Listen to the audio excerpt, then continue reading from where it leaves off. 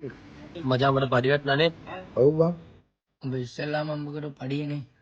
මොකද්ද ප්ලෑන් එක? අපේ අම්මා ලොකු කෑම කඩේකට එකන් ගිහින් කන්න අරන් දෙන්න ඕනේ. ඒක මගේ ලොකු ආසාවක් බං. ඇයි උඹ ලොකු කෑම කඩේකට ගිහින් කාලා නැද්ද? ඇත්තම කිව්වොත් අපි හොඳ කෑම කඩේකට ගිහින් කාලා නෑ බං. ඇයි බං?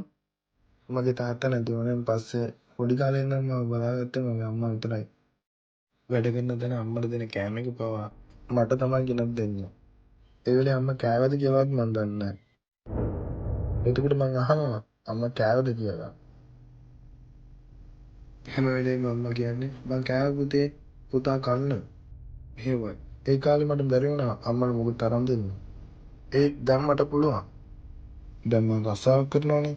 එහෙනම් මචං මං ගිහින් එන්නම්.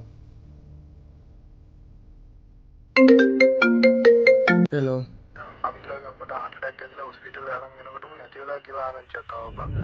මචං පොඩ්ඩක් අනේ උඩ දැන් ගියාම ඌ ගෙදරට යන පුංචි වෙලාවට හරි ඌ සතුටින් හිටපු දෙන්නා.